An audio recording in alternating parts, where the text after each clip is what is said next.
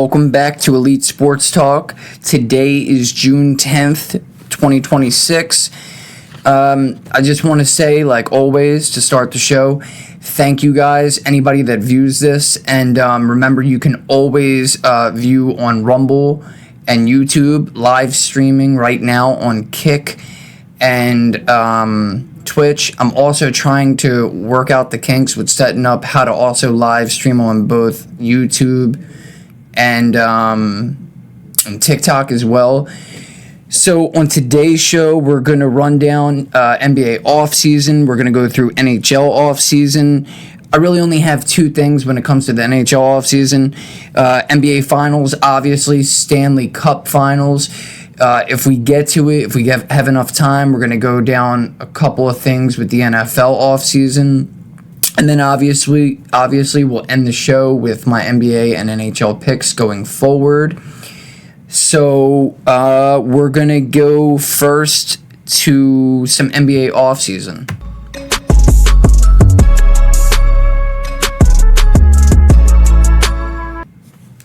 Yes, so again, right now, the top thing really in the NBA offseason, other than maybe like what's going to happen with LeBron, nobody really thinks he's going to hang it up. But, you know, other than that, I would say probably the top storyline is everything that's going on in Milwaukee with Giannis. And, you know, it's weird because I was just going to go through my insights of what I thought, but then this actually came up on my phone about 15 minutes ago. So now, obviously, there's a growing expectation throughout the NBA that the Bucks will trade Giannis Antetokounmpo before the NBA draft on June 23rd to the 24th. And so now we have Jimmy Haslam, the Bucks co-owner. He just confirmed that the front office expects a definitive resolution, either a long-term contract extension or a blockbuster trade prior to the draft. Again, today is the 10th of June, so we're talking within the next 2 weeks, because Giannis has only one guaranteed season remaining on his contract before a $62.8 million player option for the 27-28 season. He holds, obviously, an immensely leverage in dictating where he wants to go. And the teams that everybody's been talking about, Miami, New York, Boston. So this one was intriguing. I seen this the other day, and I wanted to live stream and record yesterday. I was trying to add a guest, and like I've said before, this is a one-man show, so I've done everything on my own. I'm handling all my social media accounts for Elite Sports Talk. I'm doing all the recording on my own, and it's a lot coming from a person like me who never really was a tech guy, didn't really use computers and stuff for much except to look up sports stats in the past. So it didn't work out, obviously, which is why I'm doing it today. So I got to figure that out. But anyway, so I seen this a couple of days ago with the Portland Trail Blazers, that's named as the second team that's actively in the mix right now over the Knicks. So they're saying that either Miami or Portland are kind of the favorites right now for Giannis. And Portland owns much of Milwaukee's long-term draft capital from the 2023 Damian Lillard trade. The Bucks are highly motivated to involve them either directly or as a third team to recoup the future draft picks ahead of a post-Giannis rebuild. So, again, I mean, I feel like turn the NBA world upside down. Portland hasn't been relevant in years. This year, obviously, they ended up getting Lillard back. Lillard could not play from that injury that happened in the playoffs last year, Achilles or whatever it was when he went down. So he had to sit out the entirety of the season. Portland actually played pretty dang well this year. They have a really good mix of veterans and younger guys. And that's one of the reasons why I feel like this would make so much sense, because of, I don't know who they would have to give up in a trade scenario, but like with the roster as is, which it obviously would not remain that way if Giannis went there, they would be trading some pieces along with probably draft capital or whatever they're going to do. But they have Drew Holiday, great veteran. Lillard already has chemistry from playing a little bit with Giannis. I don't want to say a little bit. It was the entirety of the season, really. I think, I don't think they really were missing much time during the season. But it was in the postseason when he got hurt. So, yeah, they already have somewhat of a rapport there between the two of them. I think that makes a lot of sense. I think that Thiago Splitter, the head coach, would love to bring Giannis aboard. So, yeah, that's pretty much, I think, all I got right now. Because, like, the other thing that I was thinking about when it comes to Giannis was teams that really haven't been named as, like I just said, the top 4 teams really are Boston, New York, Portland, it looks like all of a sudden, and Miami. So now I'm going to go to the Atlanta Hawks. So recently, if you did not hear, the Atlanta Hawks and head coach Quinn Snyder have agreed to a multi-year extension. I don't know that they already posted the details, how many years, how much money, stuff like that. This marks consecutive extensions by Hawks ownership, Snyder, and Saleh to solidify organizational continuity. Saleh was promoted to president of basketball operations from general manager on May 27th and signed a long-term extension. Now, Snyder has been with the Hawks since 2022-23. And this year, it was crazy because, trading away Kristaps Porzingis, which he didn't really play a lot for them anyway, probably a handful of games. He was hurt, and they had just gotten him anyway. Trae Young has been, kind of injury-prone the last couple of seasons now. He had sat out a large portion, if not the entire season, I believe, this year, prior to him getting traded to Washington. But without these guys, Snyder he guided the Hawks to a 46-36 record before losing in the first round to the New York Knicks in 6 games. And you got to remember, the Hawks actually beat New York twice in that series. So, and I think it was a tied series. I was going to say I think they were up 2-0, but they may have been actually. I think they were either up 2-0 or 2-1 over the Knicks, and we see where the Knicks are now. So with Atlanta not having top-tier superstar talent, Quinn Snyder, obviously this is the reason why they gave him this extension. He had these guys playing great. With, a decent amount of talent. I'm not saying they don't have anybody. They do. It's just they don't have, some of these top guys in the league. Their top players right now would be N'Keal Alexander-Walker and Dyson Daniels. And they have their center is very good, too. I can't remember who their center is. I can't remember his name. But Onyeka... no, I think I'm mixing sports here. But they do have talent anyhow, which is why they got where they got. They also brought in, that's right, they brought in C.J. McCollum, Corey Crispert, and that was, I think, a part of trading away Trae Young to Washington. That was back in January. They ended up winning 19 of their last 24 games to end the regular season, and has been, up until the other night, which we will get to in a little bit, had been the only team that actually gave the Knicks a loss. Actually multiple losses, like I said. So, there's a bright future, and hopefully for Atlanta fans, an immediate bright future for them going forward into next season. So also, let's take a little look at the Philadelphia 76ers, which I believe this is also going to be one of the top storylines of the NBA offseason. What are they going to be doing with their roster going forward? Because I brought this up before a couple episodes ago, but if you don't know, right now they are actually the only NBA team in the league to have 3 players that are all going to be making 40 plus million in annual salary. With that being Tyrese Maxey, Paul George, and Joel Embiid, of course. And you know, they can't seem to get it done. They keep coming up short.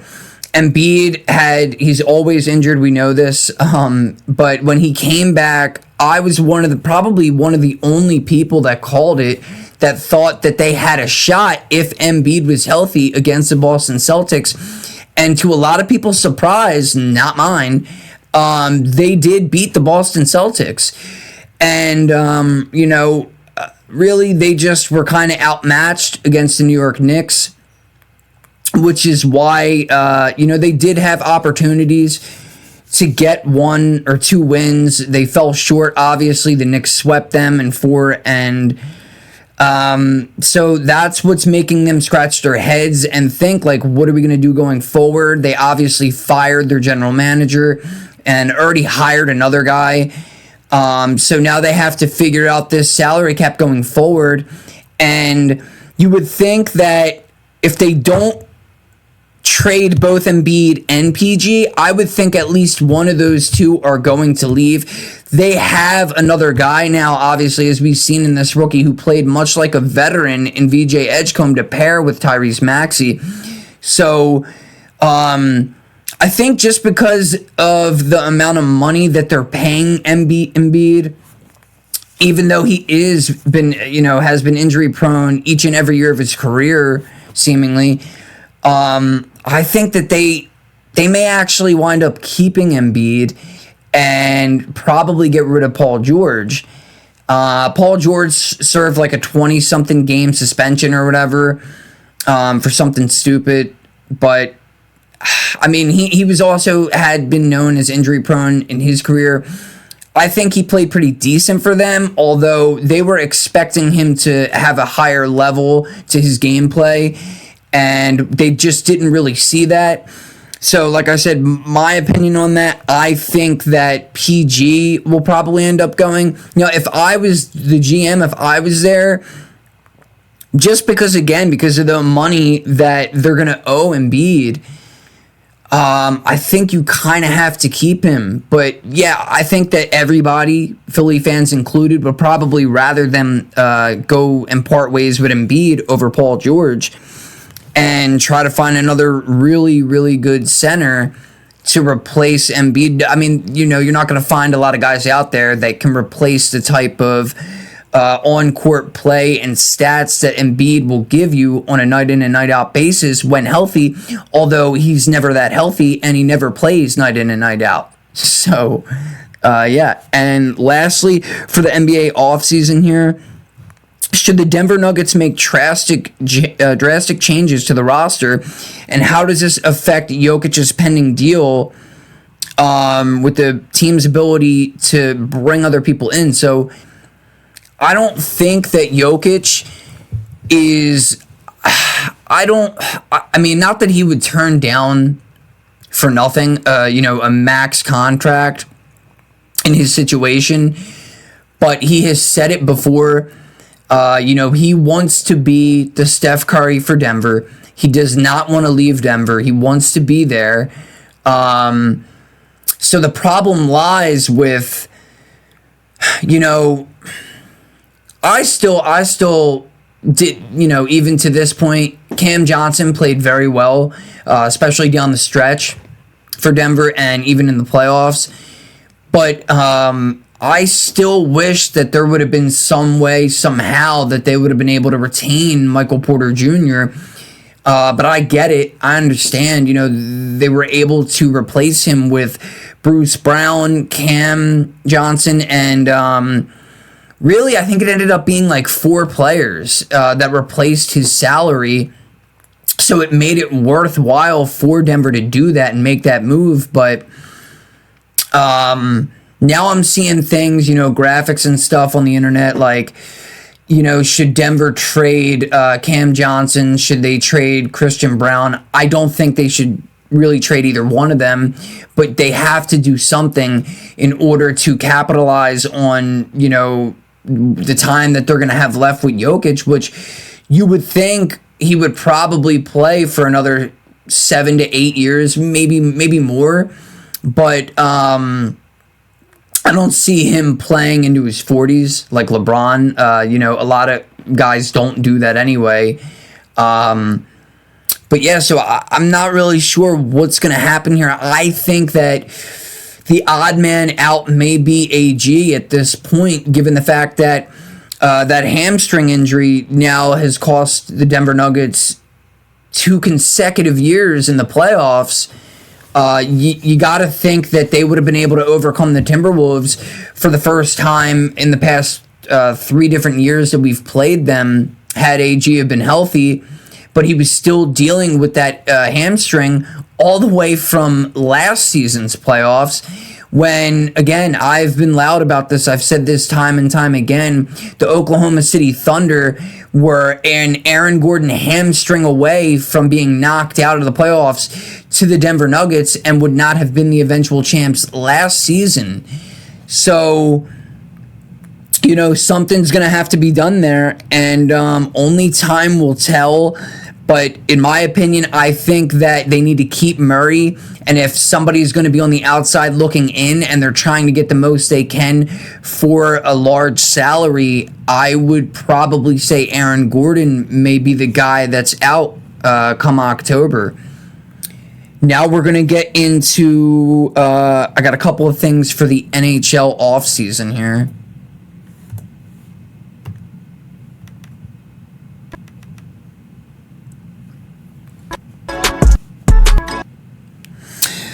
So, I don't know if you know it or not, but right now there's a situation brewing in Detroit.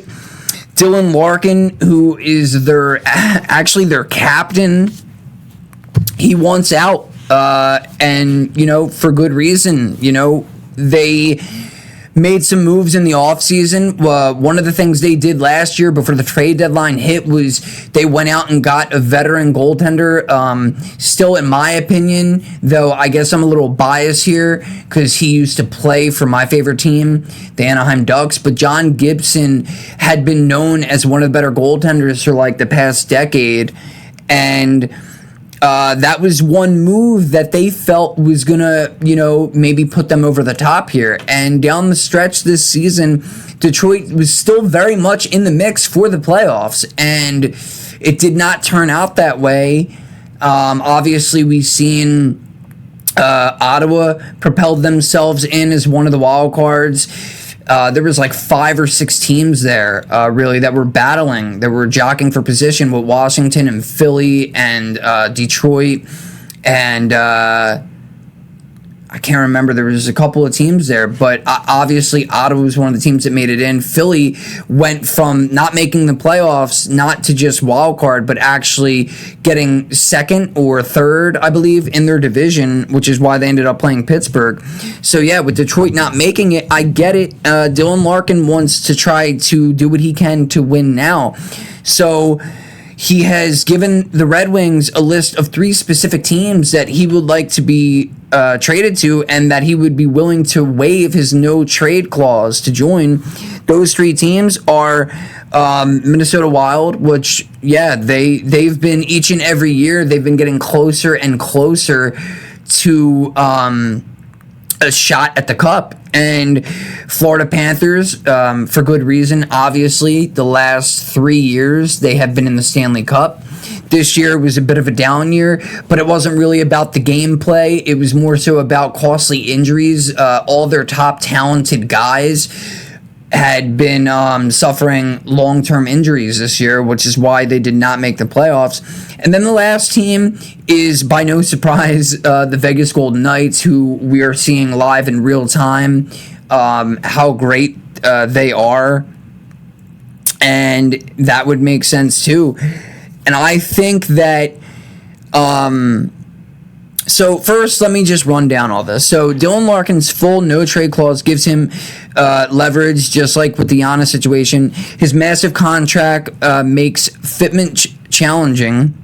He has 5 years remaining on an 8-year deal that carries an $8.7 million average annual value. Because his wish list is tightly locked to just 3 ready-made contenders, the salary cap, logistics, and potential trade packages vary significantly by team. The Florida Panthers, they have more than $15 million in projected space, which is crazy to think about it. When you look at the roster that they have, they got some of the best guys in the NHL right now.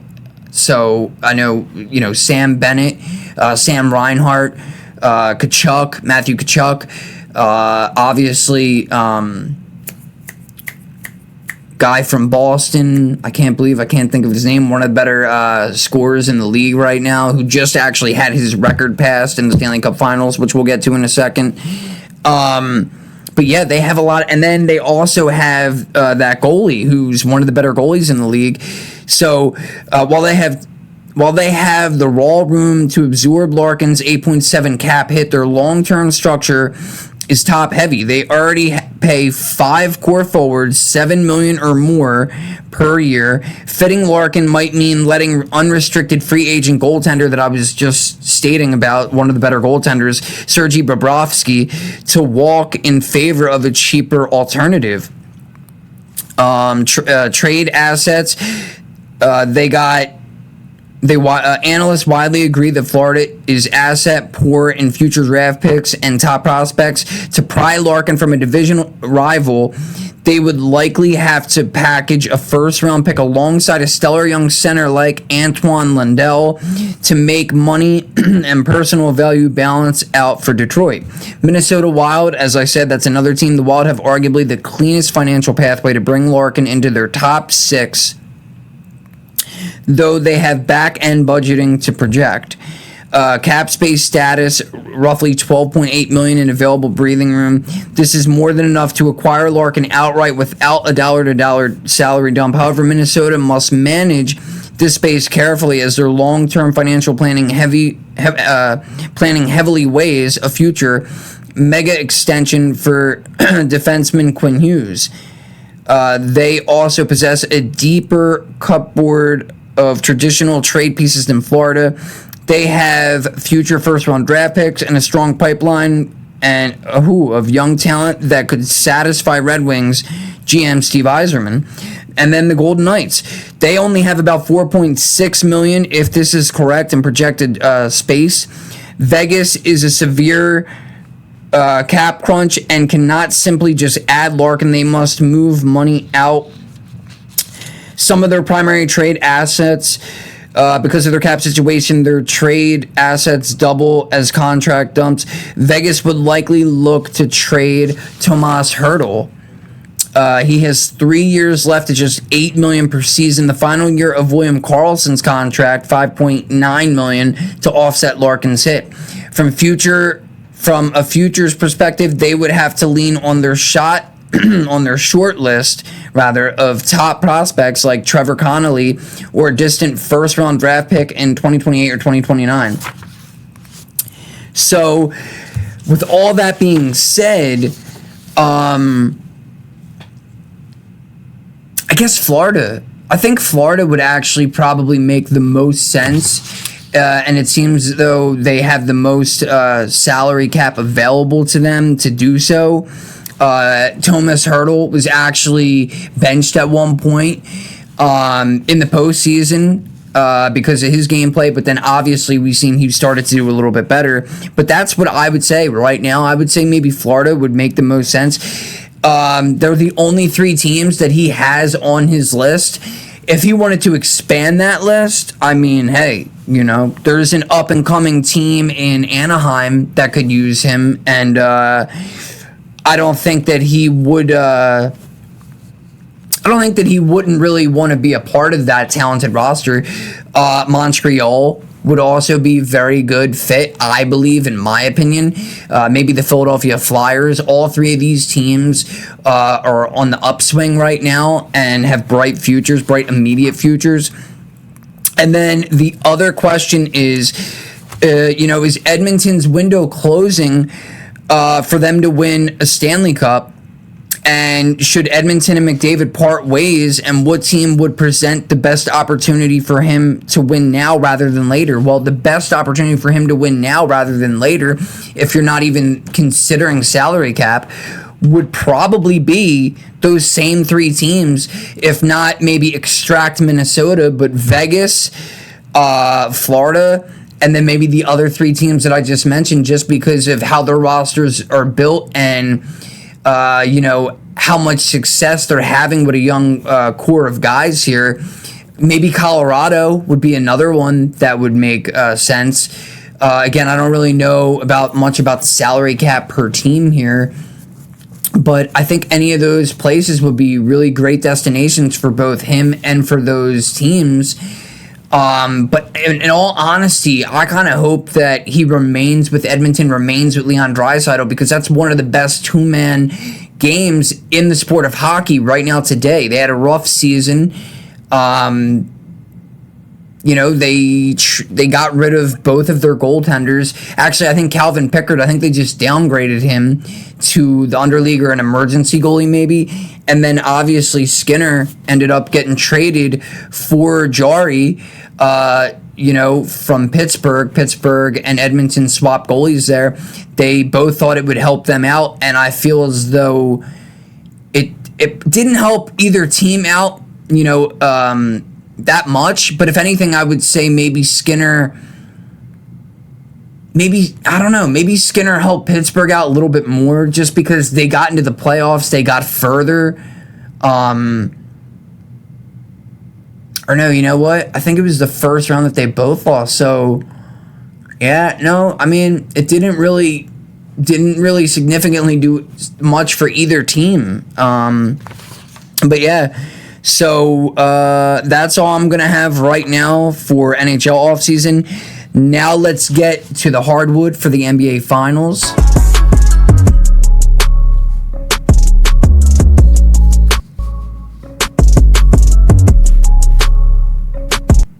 So, as the graphic just showed, first two games of the series, Knicks stole both games out in San Antonio. And then after almost 2 months they finally lost a game. It was at home. First time since April 23rd that the Knicks lost. The streets of New York went pretty crazy. People were fighting, Knicks fans were fighting San Antonio Spurs fans. And, with that being said, tonight is going to be game 4, still at MSG, obviously. And, just to let people know as a stat here, I don't know if people know, but if San Antonio were to win tonight in New York, this would be the first time in NBA history that the first 4 games of an NBA Finals series were won by the road team. So that would be crazy if that happens. I'll make my pick later on the show to let you guys know how I feel about that, and if that stat can come to fruition. How can the Spurs get back into the series, meaning tie the series up? Who other than Wemby needs to have the biggest game in game 4? I want to say De'Aaron Fox. I think Fox needs to have, a huge game for them to be able to offset everything that's happening on the other side. We know Brunson's going to come to play night in and night out. Pretty much OG Anunoby throughout, not just right now through this series, but really probably throughout the entire playoffs, has been one of the best guys, on any team. Cat, a little bit up and down. The first 2 games, he was very good. One was better than the other. I believe game 2, he was phenomenal. Game 1, I think he was a little, he had the numbers. But game 3, yeah, he didn't really get a whole lot here. So when you look at the box score, Karl Towns almost had a double-double, but he had 11 points, 8 boards, 1 assist. He was 4-10 from the floor, 0-2 from 3. He made all 3 of his free throws. He had 3 steals, 2 blocks. He was a +6, responsible for 25 points. Jalen Brunson, again, we know he's going to come. He's going to bring it each and every night. He had the ball a lot in this game. He wasn't getting a whole lot of help outside of OG Anunoby. 32, 5 and 5. Not great, in terms of efficiency. He was 11 of 25 from the floor, under 50%, obviously. 3-point, he was 3 of 5. That's 40. 60%. That's very good. 7 of 8 free throw. And OG 28, 5 and 1. Josh Hart 16, 9 and 5. Mikal Bridges did not come to play. 2, 5 and 2. They did also have huge help off the bench from Clarkson with 10 points. He knocked down one. He had 2 great plays. Probably underrated plays in this game, even though the outcome remained they did not win. But Clarkson had a 3 where he didn't even really look like he was set. And there was 2 guys that were right on the perimeter that looked like they were closing in on him, and he knocked it down. Didn't even hit the rim, I don't believe. I think it just went right in, hit the net. And then there was another play later where I believe the Knicks were trying to get it back to a tied game, or maybe they were down by a couple of buckets at that point.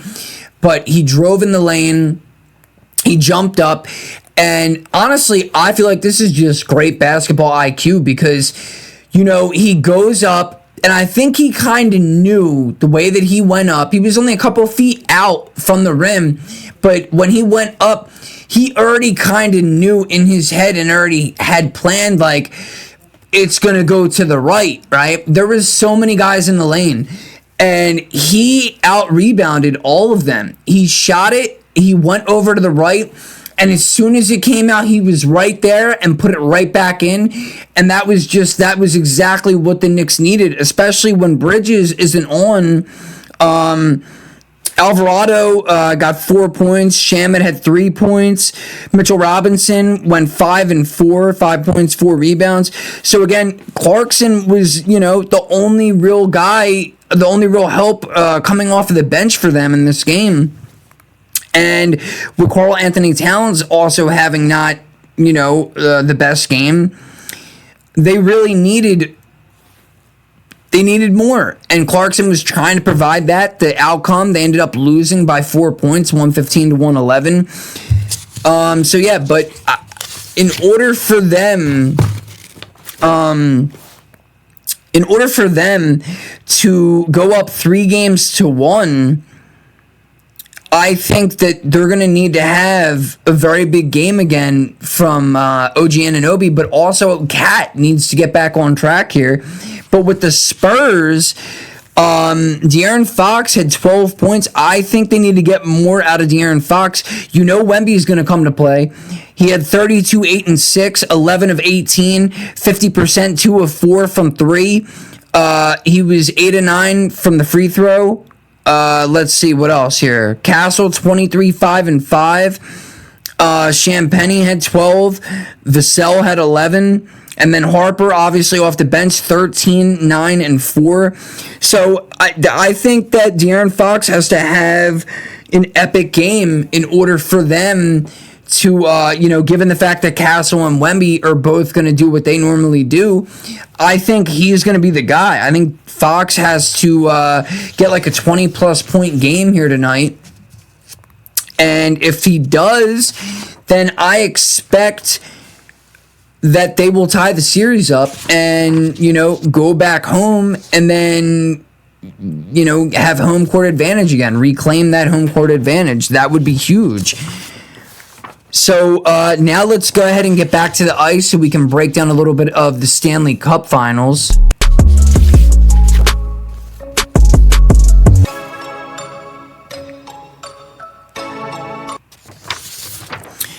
Okay, so Now let's talk about going into last night. Prior to the game being played, Carolina Hurricanes head coach Rod Brind'Amour had made his decision on whether Frederik Andersen or Brandon Bussi would start in goal for Game 4, because this was the storyline, obviously, going in, because Frederik Andersen, as great as he had been in the NHL playoffs, minus that Game 1 against the Montreal Canadiens when he allowed 6 goals, he was playing the best, some of the best hockey of his career here. And that's going after, not playing that great in the 30-something games that he played in the regular season. But also, we didn't know, not just because he hadn't been playing great in the Stanley Cup so far, but also for the fact that he looked like he could have gotten hurt, right? There was a couple of times that Vegas interfered with him. One of the biggest one really was the second goal that Vegas thought they had scored that was called back. The first 2 were called back. The first one was offsides, but the second one was when they collapsed the net. They hit Frederik Andersen in the head.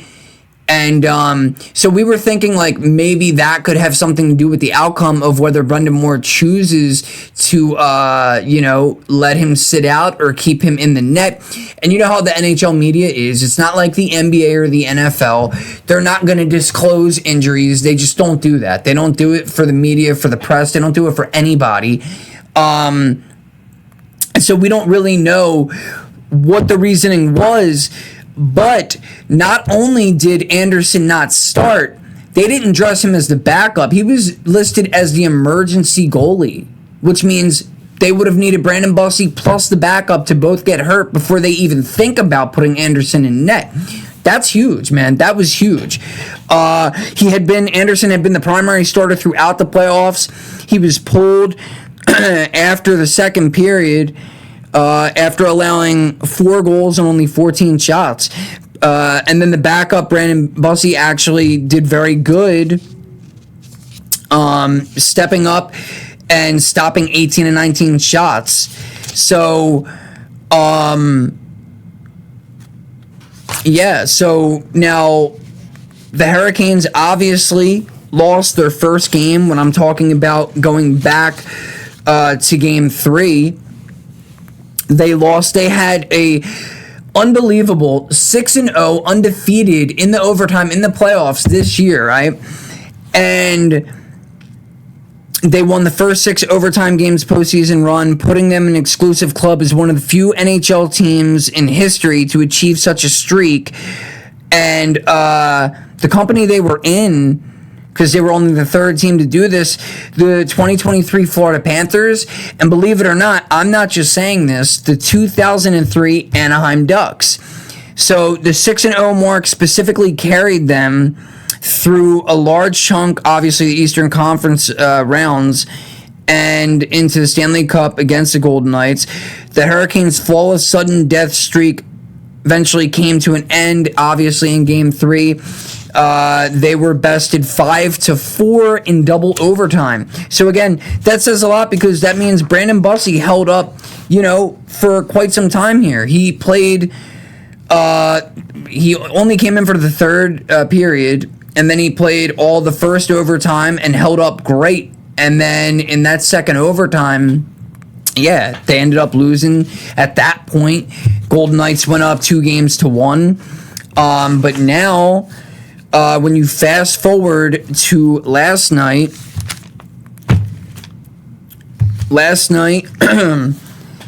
it ended up 5-3. Hurricanes won the game. But then, so a couple of things here. Because of the way that Brandon Bussi played, are the Hurricanes, is their best bet in net going forward going to be him over Andersen, even if Andersen is okay, has no injury? Maybe they also, because again, they're not going to say, but maybe he had some concussion symptoms after getting in the head. We don't know. But I want to run down the numbers here. So Andersen allowed, going back to when they pulled him in Game 3, He had allowed 12 goals in 3 games. That's 4 goals against allowed, right? And prior to that, his numbers were, I believe, 2.44 goals on average he was allowing. He stopped 18 of, Frederik Andersen had 32 goals against. This is total in the playoffs. 1.89 goals against in the playoffs alone. So it wasn't 2.44. That was for the entirety of the season, I believe. 1.89 goals against on 32 goals. Goals against average, 1.89, 32. .910 save percentage, because it was a total of 322 stops out of 354 shots on net. His record, 3-2. He had 3 shutouts. Obviously, they came in the other rounds. Round 1, he only allowed 5 goals in total to Ottawa. Round 2, Frederik Andersen only allowed 5 goals in total to the Philadelphia Flyers. Round 3, he allowed 10 goals to Montreal, but 6 again in that first game. So only 4 in the other 4. What was it? How many games did they play? 5 games. So only 4 goals total in the other 4 games. It's a goal per game, which is why it's a 1.89 goal against average when you look at his cumulative work here. In the Stanley Cup, though, again, he allowed 12 goals against Vegas in the first 3 games. So, again, that's why they switched it up. That's why they went to Brandon Bussi. And he, again, in the first game, he played the third period and then the whole overtime period, the whole third period, and then however many minutes it was, I forget when exactly Vegas ended up hitting the goal in the second overtime. But his save percentage, Brandon Bussi, 18-19, that's a 94.7% there. And then you look at the other side, because since Carolina did what they did and replaced Frederik Andersen, now, we have a stat coming out with the other side, with the Golden Knights, and now they're wondering, should we do the same thing, right? And to that, I would say, the stat that came out today, Carter Hart has now allowed 4 or more goals in each game of the Stanley Cup to this point. That's the first goalie in NHL history. 4 goals allowed, 23 of 27. That's a .852 save percentage. And again, so now they might be thinking, who knows? But that's what the media is saying, is that maybe they should think about also making a change, just like what their opposition did. Brandon Bussi last night, 3 goals against, 18 of 21, a .857. So in a total of, actually, I said 4 periods here, but really it was a total of 3, 4, 5. Wait, third period, overtime, second overtime. So he played a total of 6 periods of hockey now for the Hurricanes, and he's only allowed 4 goals against 30. He saved 36 of 40 shots. That's, a 900 save percentage here. So maybe they go ahead and see what Adin Hill can do, because if you don't know, Adin Hill is the backup goalie for the Vegas Golden Knights for Carter Hart. And he did win them a Stanley Cup 2022-2023 season. And I looked his stats up. He was 4-1. He allowed 2.36 goals against average, and his save percentage was a 92.3. So, maybe that is something that Torts thinks about heading into this game tomorrow night. We probably won't know until the last second. We did not know until game time last night that they were going to go ahead and switch out Frederik Andersen for Brandon Bussi. And like I said, not only did they just say, okay, Brandon Bussey, you're in net. They said, Frederick, you're not going to play at all whatsoever unless we lose our first two goaltenders. So that was pretty shocking that it went down like that. That's why I think, but we probably won't know until maybe months and months later, or not at all, if ever, whether or not he was held out also for the simple fact that he got hit in the head. He got banged up a little bit in that game, you know. But then to look at some of these other stats from last night, Jordan Staal became the oldest NHL player to score in all four Stanley Cup games. He had actually 2 goals last night, 4 shots on goal. Nicolas Ehlers led Carolina with assists with 2. The Golden Knights, Jack Eichel had 3 shots on goal, led them there, or no, he did not lead them there. He had 3 shots on goal. The leader was Mark Stone with 5 shots on goal. He had a goal as well. William Karlsson led them in points with 2, 1 goal, 1 assist, 1 shot on goal.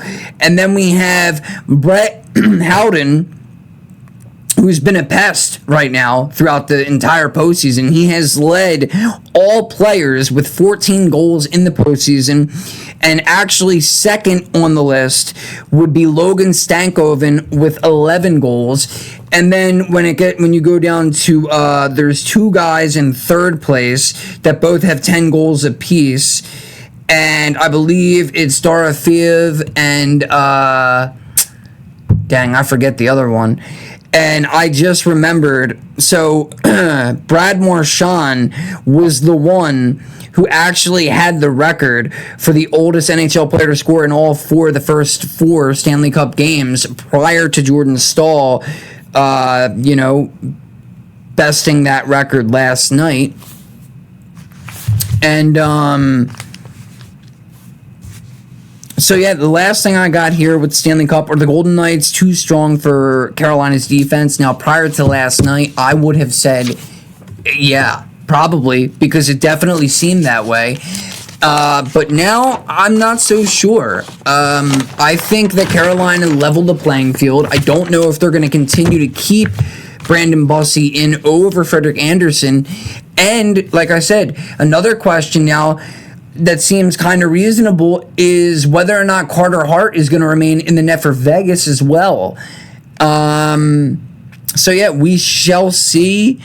Obviously tonight is NBA, so game 4, so we won't really know much until we get closer to game 5 here for the NHL Stanley Cup.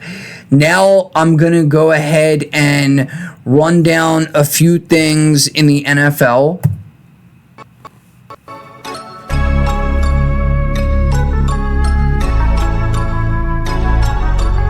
So, first thing you've seen on the graphic there, what does the signing of L'Jarius Sneed mean for Kansas City's defense? Well, for one, he made a big name for himself in KC originally. A lot of familiarities with the defense there that they run in Kansas City and Steve Spagnuolo. And, their defense was very, very good a couple of seasons ago. Last year, it wasn't as great, so I think that bringing back Sneed, who was kind of like known to be like almost a lockdown type of a corner here, I think that would actually help the Chiefs in a big way, and it could also potentially help them defensively. Go back to playing a greater, limiting offenses a lot until Patrick Mahomes is 100%, which they're saying that he's going to play week 1, it looks like, as of right now. We still have time. People are saying he looks good in camp right now, in the offseason workouts and things like that. So, I mean, we'll have to see. But, yeah, I think that this may be an underrated signing in the offseason, which is why I wanted to bring that up. But I think that this is actually potentially huge for their defense right now. Will the injuries for the Giants be too much for them to overcome? We've seen they have lost 3 different receivers so far, if not more so. Odell Beckham is back to give them a helping hand. I don't know what he's going to do at this point in his career, if he can relive the magic from his younger years. And frankly, I don't really care. I think the Giants are going to be good regardless, with or without him. Isaiah Likely, Cam Scattaboo seems like he's coming along, and his ankle looks pretty strong as of right now. They have a lot of weapons really for Jackson Dart, and I don't know. I've been saying it. I was saying it last year too, that I thought the Giants were maybe closing in. The Giants and the Cowboys were going to be closing in on Philly. And with all the moves that the Giants have made in the offseason thus far, I think that they should be fine, bearing that they don't really have anybody else get hurt. The other day, it looked like Abdul Carter had suffered some type of injury, but now I believe it was Adam Schefter reporting that was saying that it looks like he will wind up being okay. So I don't think that the injuries are going to play a huge factor this year, but you know, with the overall brutality of the sport of football, you never know. People could end up going down in the next couple of months in the off-season training and camp. I mean, any given game, anything can happen. You really don't know. But I do want to say that I do think that they have a decent amount of depth at receiver, at tight end, at running back. So I think that offensively, they should be better than they were last year. Defense, you could say, maybe took a little bit of a hit when they lost, their defensive tackle to the Cincinnati Bengals. But they have a decent amount of edge rushers, man. They just drafted another one to pair with Abdul Carter. And they have more than that, too. They have a bunch of guys on this defense. And I was largely invested in watching their defense and what they were going to be capable of last year. It was not, to the level that I thought it would be. But, with that being said, they were still pretty decent. It's not like they were a bottom barrel defense. Now, to name a team that I am high on that nobody's probably looking at and will be surprised by the outcome of them this year, I'm not saying necessarily that they will be a playoff team, but I think this team may have a lot of people looking at them.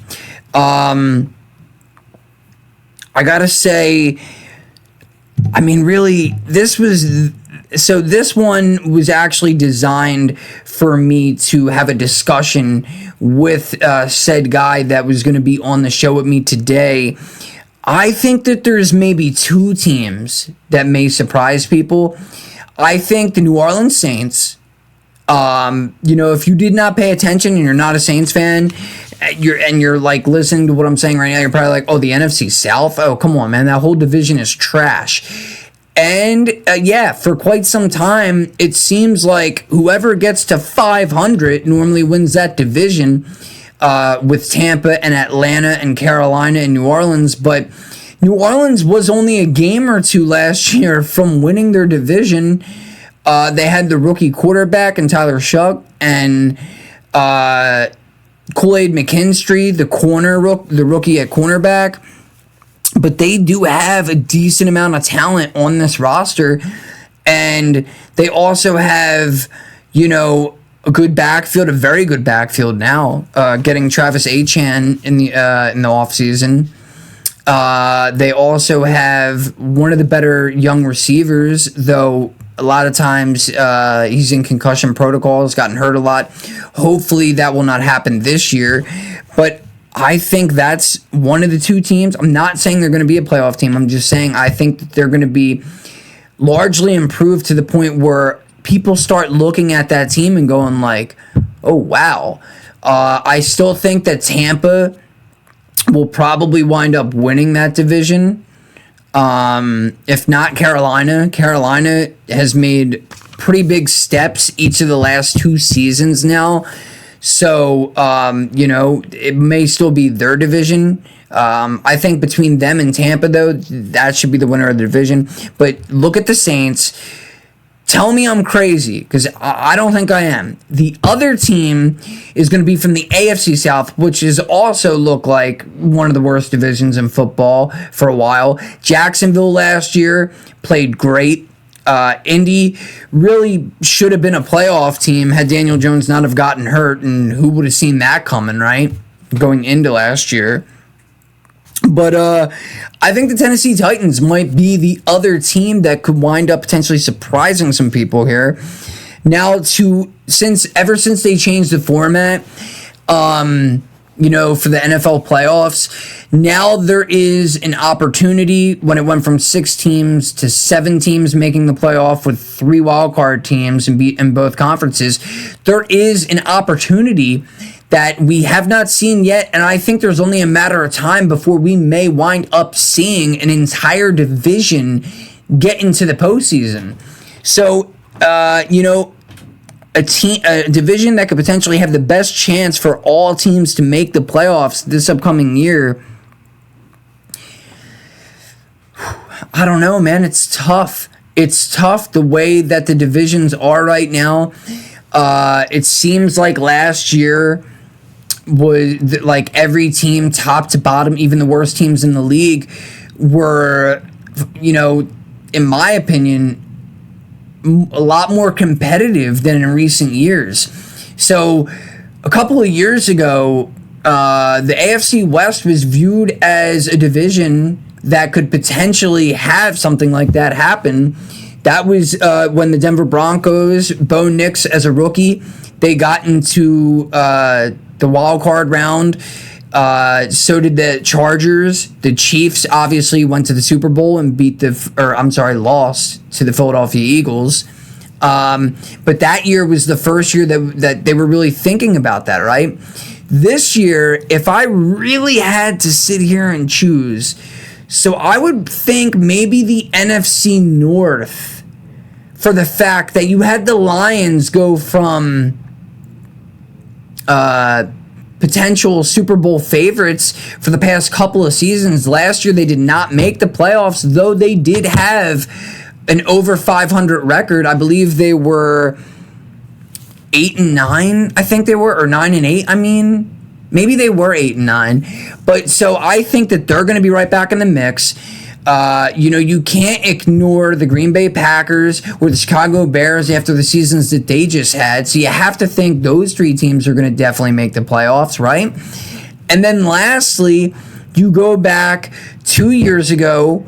Obviously, it was with Sam Darnold. The Minnesota Vikings only had 2 losses, had the most wins they've ever had as a franchise in one season, being 14 or 15. And now with Kyler Murray, I think if all goes well and Kyler can play at the level that I know he could play at and how he was in the beginning of his career before the injuries took place with the Cardinals, I think Minnesota could be right back in the mix. They still have a very good defense. They still have a lot of weapons. They've only added to the weapons in the offseason for Kyler in this offense. Obviously, Kevin O'Connell's offense has always been one of the better offenses in the league. He comes from a great tree of offensive systems. I think that would be the division that I would go with. Call me crazy, but if you think that you have a division that I did not say that could have 4 teams make it, you let me know. I mean, you can't really necessarily say the NFC West. You don't really know. Obviously, yes, Seattle just came from a Super Bowl. The Rams look like a Super Bowl favorite now with the addition of Myles Garrett and still having Stafford only being 1 game away last year from a Super Bowl. And then San Francisco 49ers are pretty much relevant almost every year and find a way into the playoffs, except for once so far since Brock Purdy's been there.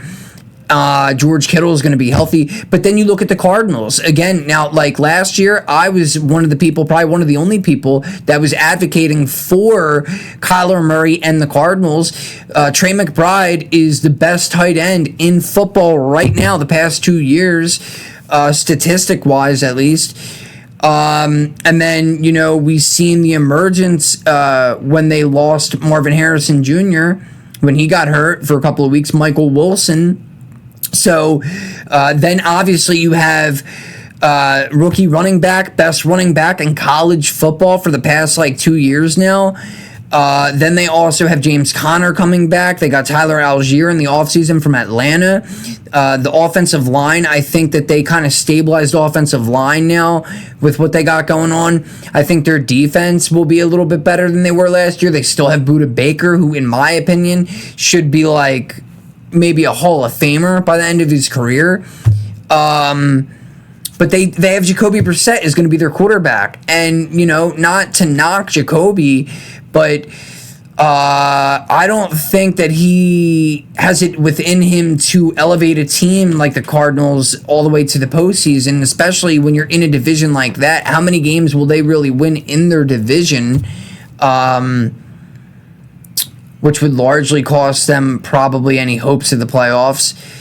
And behind him, they got Gardner Minshew. So even if they don't go with Jacoby Brissett, Gardner Minshew, he had a very good year when he was with the Colts. And then they got the kid out of Miami, Carson Beck.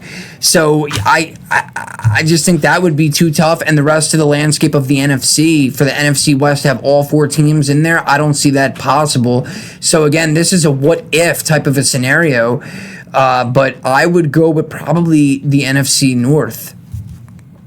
Now, we're going to get to my picks going forward with both the NBA and the NHL Finals.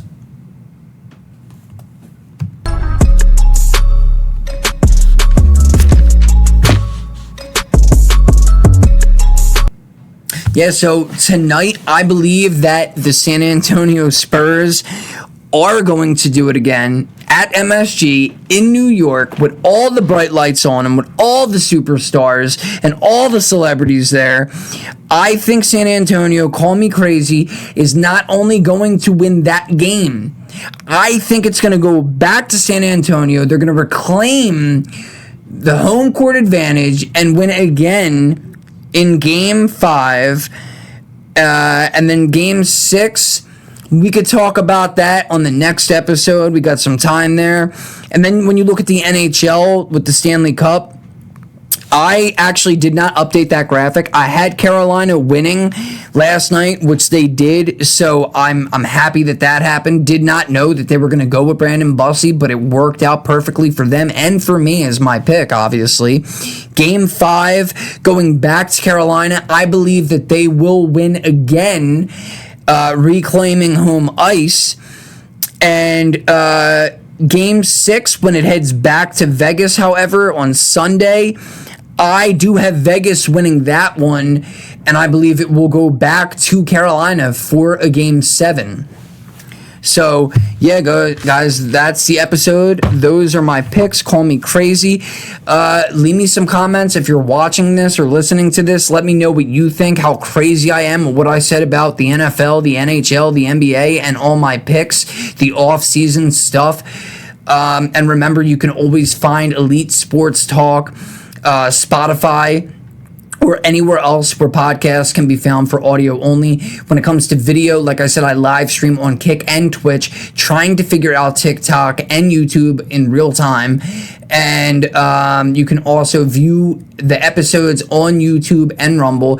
Check out all my social media for Elite Sports Talk. And everybody and anybody that follows me on my Facebook page for Elite Sports Talk, I appreciate all of you guys, and IG and TikTok.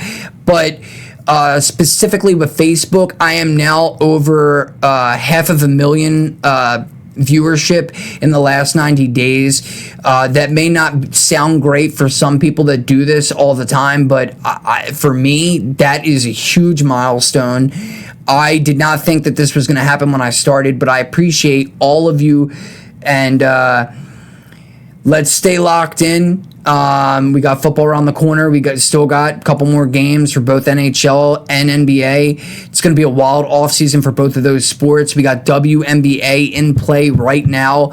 And I'll see you guys hopefully in the next couple of days. And hopefully, if everything works out perfectly, I'm going to have somebody on the show with me for once. And that's all I got, guys. Let's enjoy sports, man. Let's enjoy life. And thank you so much. Your viewership means the world to me. Appreciate it.